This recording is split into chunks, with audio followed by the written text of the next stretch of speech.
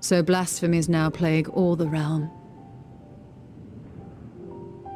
It will only get worse if what Father said is true, as it did in Amarot.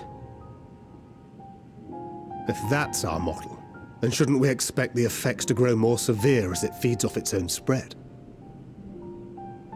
As if people transforming into those monstrosities wasn't bad enough.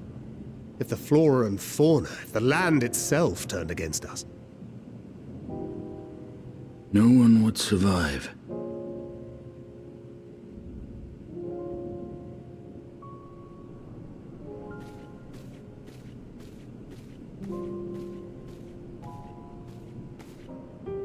Here's your order, friend.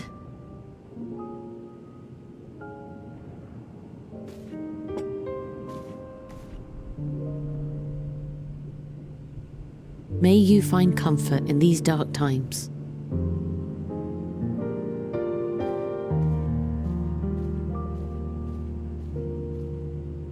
Where do we go from here? If there's one thing we've learned, fighting blindly and simply reacting to what comes will accomplish nothing.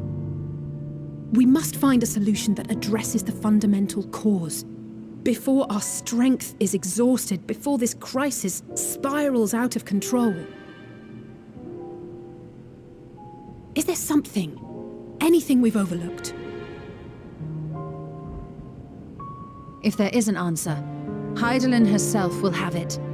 'Twas she who bound Zodiark and forestalled the final days. Alas, we have heard naught from her since the Tower of Babel. Whether she cannot or will not speak, I can only speculate. Even the flower she gave us is no more.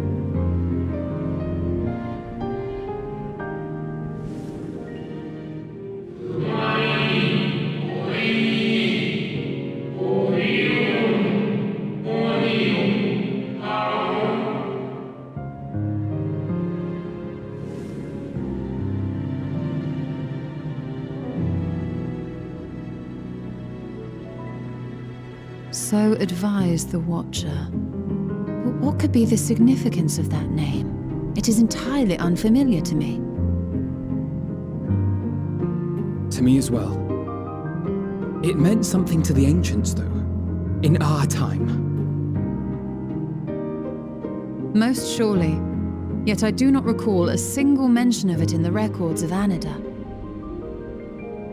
Another dead end. And quite literally. It's not as if there are any ancients living we could go and ask.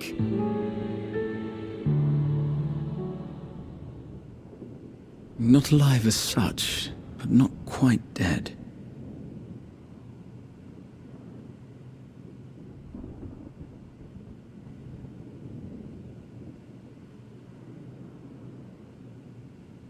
Elidibus. I sealed him in the white auracite of the Crystal Tower back on the first. Contained within that reservoir of ether that maintains it, ether that is returned little by little to the sea, naught may remain of his soul.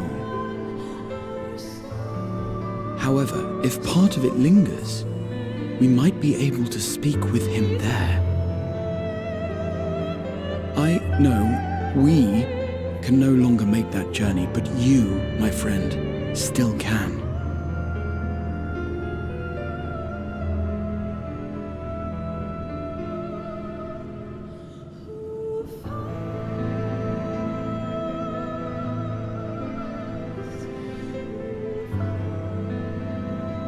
Thank you, my friend.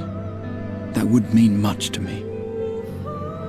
If nothing else, should we learn the First is safe, we'll have that much more reason to keep fighting the good fight. That said, the odds are not in our favor, to say the least.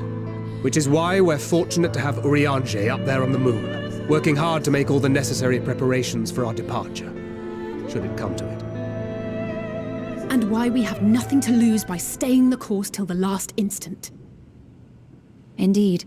To the last, let us all do what we can. I will consult with Master Matoya and see if she knows of a way to reach Hydaelyn from the Ethereal Sea. And I will visit the nation's leaders and attempt to ascertain how far the final days have progressed elsewhere. Keep me abreast of your findings.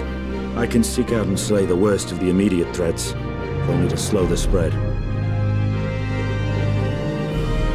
Unease, terror, despair. Try as we might to suppress them, these emotions will return to harry us time and time again. But when they do, remember this. Your friends and loved ones are out there somewhere, sharing in your struggle. You are not alone.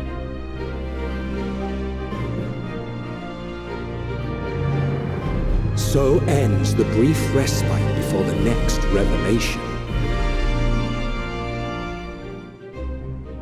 Yes, so much left for you to see.